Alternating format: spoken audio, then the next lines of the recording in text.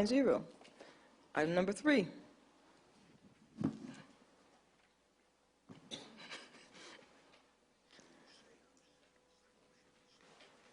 I think I did. Okay. Okay. Hi. All of them? Yeah. Thank you.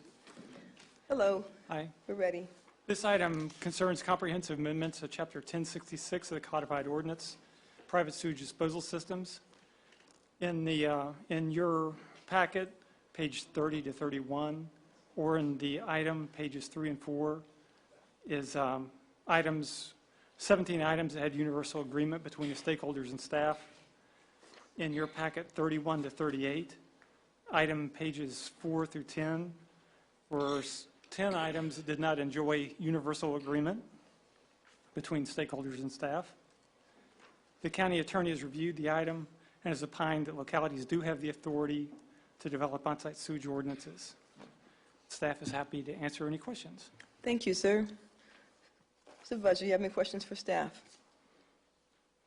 Seeing none, we have speakers on this item. Mr. Matthew Kroll, you are speaker number 1 and number 2, so it's not sure how that happened. So we're going to just go with... Do I get 5 minutes? Not mine. No, you cannot. Good try, though. Not on mine. Hi, I'm Matt Kroll, and I represent tonight MVBIA in Loudoun chapter, and here to speak to you tonight on the proposed changes to 1066. First, I want to thank Ms. Kennedy and staff for their time and effort over the last years in getting to a proposal that is somewhat a compromise. Unfortunately, the proposed changes by staff do not address industry concerns that 1066, as written, would require design standards that exceed state code. MVBIA opposes any regulation by Loudoun that exceeds the minimum requirements by the state. Staff will tell you that the county has the right to restrict design standards as long as they don't ban a specific system. In other words, if a system doesn't meet standoff to rock or water table, then a different system can be used. This may require a buried system to be converted to an above-ground system, which would add a cost of approximately $10,000 per unit. One might consider that a small cost to be absorbed by a home builder, but it's not that simple. See, the cost of a home is relatively fixed based on market conditions. Home builders operate on a very simple equation. The price of a home is market-driven, period. The cost of the land plus the cost to construct plus profit equals the cost of what we can sell homes for. If the cost to construct is higher because the health department requirements in Loudoun add $10,000 per unit, in effect comes off the price a developer is willing to pay for the price of the land. Therefore, the underlying landowner would be paid less for their family property. This really only affects the land in the west, which is outside the sewer service area. But those underlying landowners are silent in this discussion because they're unaware that these changes as proposed would cost them $10,000 per developable lot. My request tonight is that the Board of Supervisors consider directing staff to reconsider any requirements that exceed state minimum standards. That's it. Thank you, sir. Al Van Heyck, followed by Eric Zicht. Or Zicht. Zicht. Hi, Al Van Heyck, Chair of the Loudoun County Preservation and Conservation Coalition. I'm here simply tonight to support the County Health Department and to urge you to follow their guidance on these 10 points of disagreement. Simply put, the County Health Department wishes to provide a margin of safety for the county and its residents, while others, as we just heard, wish to cut back the regulations to the absolute minimum in order to save money in construction or maintenance. The history of the county includes many examples of adverse effects of failing on-site sewage disposal system. Hamilton, Aldie, various locations in the limestone overlay come to mind, and recently the historic community of Willisville had failing systems. In all cases, there is a public financial cost and/or private personal cost in mitigating the problem. Don't compromise on the regulations. Support your staff's professional judgment. There was one point, and I think there will be another speaker on it, that we had not considered, and that is how to accommodate on-site systems for historic buildings.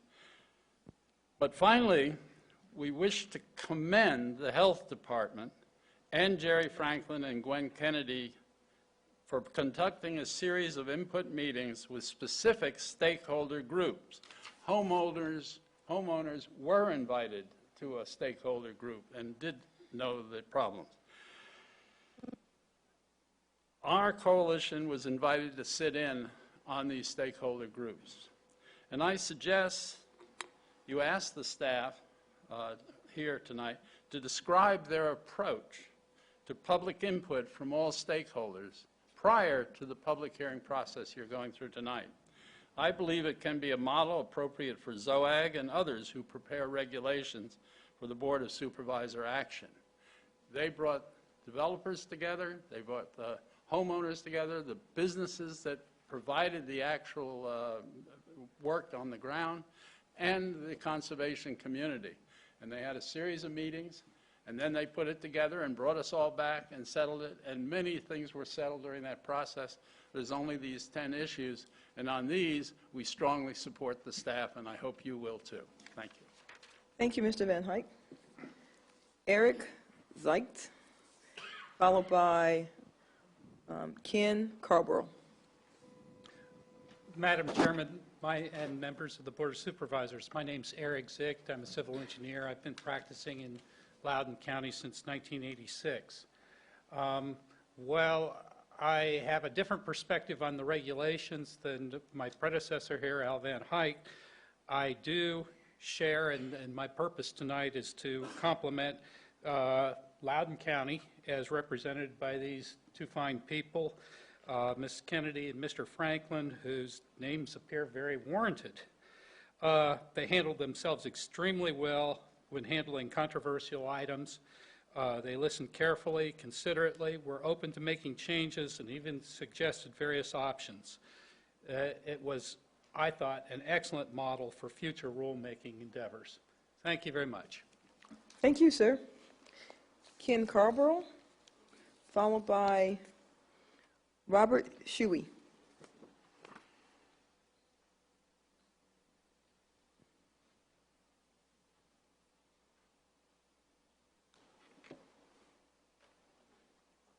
Hello, I'm Ken Carball. I'm a private consultant here in Loudoun County. I've been working in this area for about 15 or 16 years in the public capacity and the private capacity as well.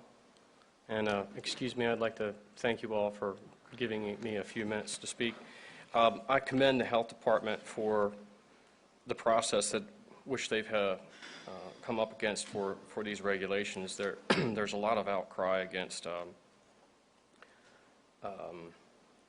enforcement beyond the state minimum standards, and I'm not going to get into that. Don't have enough time. But a few comments that I have to make on the proposed changes. One of which seems very small, but a required backhoe policy. Any lot that I would do a septic inspection, or excuse me, a septic permit on for development, if it requires a backhoe, adds about $1,000 to $1,200 to the consumer. Now, for an individual single lot, most of the time it's not required, it's not needed. If you're doing multiple lots, or a property, for instance, has more than one dwelling, it certainly becomes warranted, and it helps aid the Health Department in getting the job evaluated quickly and efficiently. But I think that there needs to be a well-defined waiver for single lots. So it helps individual homeowners get that permit done easily, quickly, effectively, with less cost. The other comment that I had was for slope restrictions. I think we should maintain the state minimum standards. Limestone Overlay District, it's kind of a touchy situation here, but I think there needs to be a provision for the ER study to be waived for people with existing properties that have failures, and I've dealt with that recently. Most of the time, the failures require extensive systems in order to compensate for poor soils, limestone soils. And requiring an ER study for an existing lot of record, existing building, if there's no change of use, I think that that should be waived. I recommend a utility setback from power wires, buried power lines, we can call it, service to wells. Currently, there's no setback from a well to a utility within the state or the county.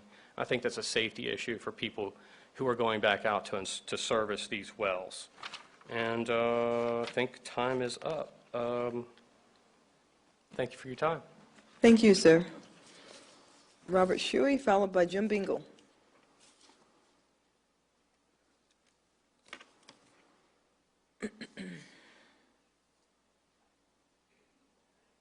Chair Randall, Supervisors, regarding the amendment to the sewage disposal systems, I have interest on both sides of the issues. I support the staff's proposals. I monitor 5 local streams for benthic invertebrates and for E. coli, and I know the need for clean water. I don't want any compromises made there. But as a preservationist, with Loudoun Preservation Society and especially the Lincoln Preservation Foundation, I would like to encourage some leniency when a group is trying to restore or repurpose or preserve an historic building. In Lincoln, we're trying to preserve a 130-year-old, beautiful stone African-American church building that sits on a small lot beside a cemetery with a steep drop-off behind it. County staff came out and agrees there is no room for a septic field, so we need to go through a system to request a permit to put in a pump and haul. So this is distinct from the type of specifics you're addressing here, but we hope there will be leniency built into it. So when we want to preserve one of these important historic buildings in the county, there will be a way to do it. Thank you. Thank you, sir. And Jim Bingle's the last speaker on this issue. I want to start my remarks by commending the staff on their process. I thought it was fantastic, and I really strongly encourage you to think about adopting it. It was wonderful to have each stakeholder group meet with staff separately to address all of their issues. Then staff went back, worked on it, and brought everybody together again before they even started this process. I can think of how many situations where we could have avoided a lot of problems if that process was adopted. So, okay. Specific issues. Definitely support the county's adoption of stringent regulations per what the state allows. So for issue number 1, using the higher standards, conducting 100% of inspections of installations, and including those on steep slopes, maintaining at least 18-inch, that's not separate. But I did also want to say that I wouldn't support a reduction in the standard in the limestone overlay district. I want to tell you that the proliferation of septic systems in western Loudoun County was brought before the Water Resources Technical Advisory Board when I sat on it over 10 years ago as an issue. The USGS was looking at how many holes were in the ground at the time, both wells and septic. And I think that for western Loudoun County, I can't think of a more important resource than the groundwater, because everybody needs it in order to have a home that they can live in or a business that they can continue. So protecting that groundwater resource is of the ultimate concern in western Loudoun County. So to the extent that your staff is trying to protect that resource, I encourage you to really strongly listen to their recommendations. Thank you. Thank you, Ms. Bingle. Anyone like to make a motion? Oh, I'm sorry, Mr. Higgins and Ms. Volpe have questions for staff. Thank you, Madam Chair. To the issue of historic structures and trying to get some, I don't know, leniency or waiver, is there a process in this, in these regs that would address something like that? We haven't addressed historic structures, other than the waiver process we would normally have is built into the ordinance for any residence or any place that there would be an on-site sewage disposal system. So any waivers to the ordinance would be subject to the discretion of Dr. Goodfriend. I think one of the proposals in this change to 1066 is that explicit waiver process, which we don't currently have in 1066. And while we don't explicitly talk about the basis for that, for approving that waiver, easily that would be one that someone can come forward with as a rationale for why some of the conditions should be waived. So a historic project or property like was mentioned tonight, they could come in and apply for a waiver under the current reg or the proposed regs and be able to address that situation? Correct. Thank you. Thank you, Mr. Higgins. Ms. Volpe? Thank you, Madam Chair. I will follow up with a question. I know a lot of folks this evening have been talking about Western Loudoun, Western Loudoun, Western Loudoun. We do actually have some of these situations in Eastern Loudoun, and I have the perfect example, and I want to confirm it. I have a gentleman in Broad Run Farms, and they all have grinder pumps. He's actually a certified plumber and works for Wacker Plumbing. So I wanted to confirm that if something were to happen and he wanted to come in and get a waiver so he could do repairs on his own system, that he would be able to do that with you all. We considered that real strongly in the stakeholders groups, and once we investigated it and contacted the Department of Professional Occupational Regulation, we found out that they don't allow it. So it's not, they don't allow people, unlicensed individuals who are not licensed to work on on-site systems to do work on them. Unless they have a license, you can't do it. And so it would depend on his DPOR license. So if he has a DPOR license to do it, he can. If he doesn't, It's my understanding he does. oh, well, yes, Okay. that would be fine. All right. And then my other question is under issue number 5, the connection to public sewer within 300 feet. My biggest concern, and I brought this up when we had our conversation today, is say, for example, someone has a 3-bedroom house, and say they've been very blessed and have lots of children, you know, or want to add another, you know, bedroom onto their house. I would not want to require somebody to have to connect, say, to public sewer, you know, in order to add, say, another bedroom onto their house, say, for additional children. Or on the other hand, you know, if their aging mother or father needs to move in with them. Would those items be also available to have the waiver process for them? You know, if there is enough capacity in their current sewage system. Well, the waiver process is available to anyone to submit a waiver request. And we go through a number of thought processes as we consider a waiver request. So if something, for example, is a request that where they can continue to protect the public's health with that change, that's important. If their request is consistent with the county's comprehensive plan and what the county wants that individual to do in that circumstance, then that also helps with a favorable determination. Because as us administering the county's ordinance, we want to do what the county has as their vision for. No, I understand that. I just wanted to make sure someone in that type of situation could also apply for the waiver. Yeah, there's nothing that bars any individual. I'm losing my time. I'm just saying I wouldn't want somebody to have to connect to public sewer because they want to add a bedroom to take in an aging parent. Thank you. Yeah. So there's nothing that bars any individual from submitting the waiver request, and then we do our best to evaluate that request. Supervisors, after this item, I'm going to actually ask that we do a motion before we have this, otherwise we will be here for a long time. Mr. Letourneau? Thank you. Let me just kind of take it up for a minute. So issue 1, where there's disagreement, is this notion of intent. Can you give some examples of specific cases or circumstances where there is conflict between our code or our proposed code and state code? What are those conflict issues in which the more stringent would apply? And specifically, I guess I'm most interested in when is the county's more stringent?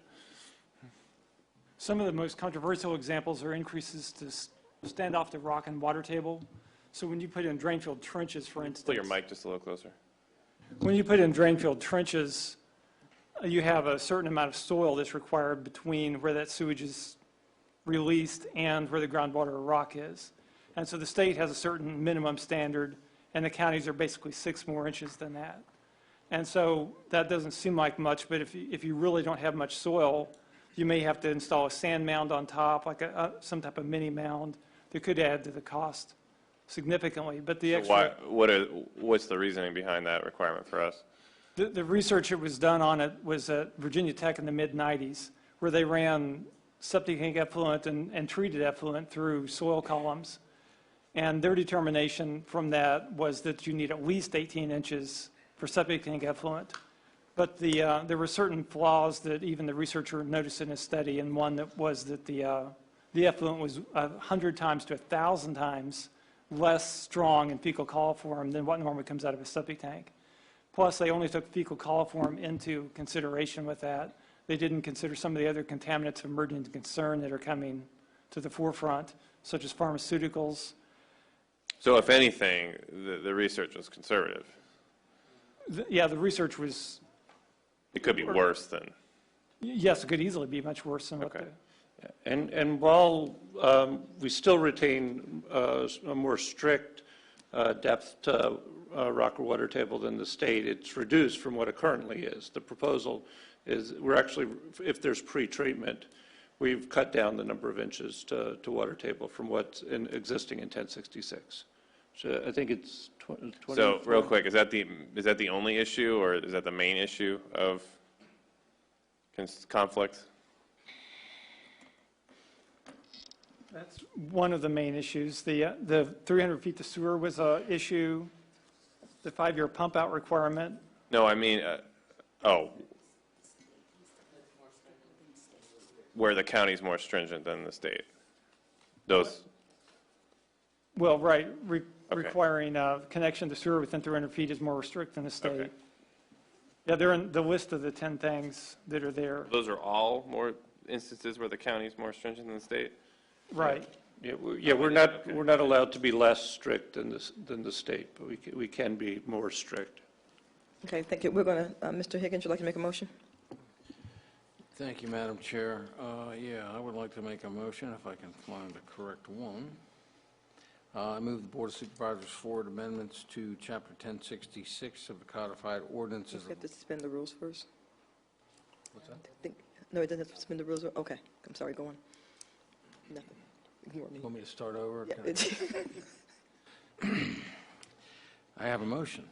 I move the Board of Supervisors forward amendments to Chapter 1066 of the Codified Ordinances of Loudoun County as found in Attachment 1 to November 9 of the November 9, 2016 public hearing, staff report to the December 6, 2016 board business meeting for action. Been moved and seconded by Supervisor Buffington. Discussion on the motion. Mr. Higgins. Thank you, Madam Chair. I, too, would like to commend staff on the work that's been done on this. I know there's been a lot of time spent on it, and I have had the personal pleasure of a number of meetings to talk about these regs, not the least of which was the TLUC meetings. But to that point, I guess I'm a little surprised at the folks that came out tonight to speak against these or with problems with these, because I thought we worked through that process in your stakeholders group, and this is the first I've heard of that. So I would offer that we want to move this to that meeting for action. It's a month from now. If those folks would like to reach out to my office and talk to me about their specific problems, I'd be glad to try to look at it, and if something needs to be done, maybe try to do something. But in the meantime, I don't want to stop the process. We've been at this for a long time. I've learned more about drain fields and alternate systems than I ever thought I needed to know. So with that, I would hope for this to Anybody else? pass. Thank you. Mr. Higgins. Mr. Buffington. Again, I'm doing this. Thank you, Madam Chair. I would also like to thank staff for their work on this, and I'd like to thank Supervisor Higgins and his staff for their work on this. And question for staff, kind of follow up to what Supervisor Letourneau was saying.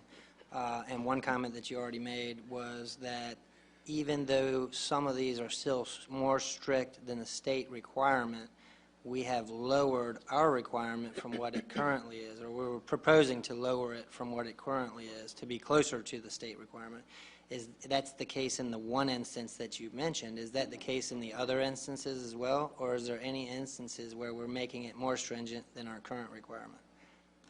And it's more stringent than state requirement? If I need to say that again, more simplified, let me know. I can't think right off of any instance where we're making things more stringent than it is existing.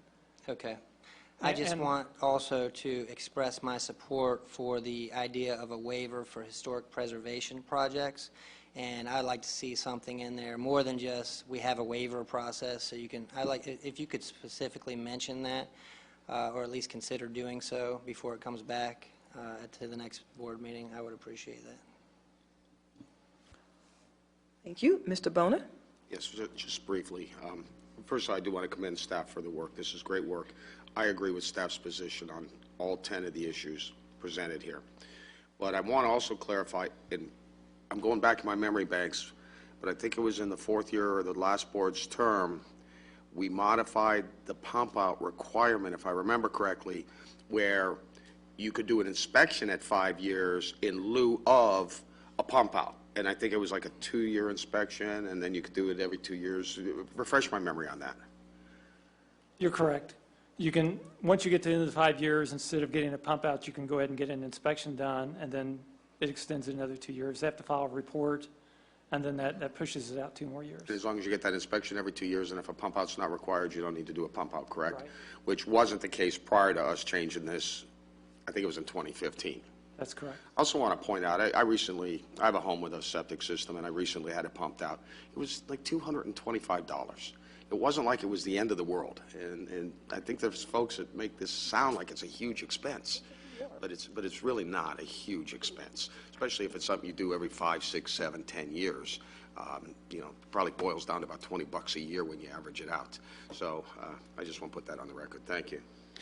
Thank you. And before I hand it back to Mr. Higgins, I want to say that it's not often I see people come to the boardroom simply to commend the staff for the process that you have worked through on an item. And I was aware that you all were bringing different groups together and going back and forth and having the discussion. So thank you very much for the process. I think it really probably is the way we should do business from here on out. So good job. Thank you, staff. Mr. Higgins. I have no further comment. No further comment. All in favor, please say aye. Aye. Any opposed? That motion will pass 9-0. Next item, number 4.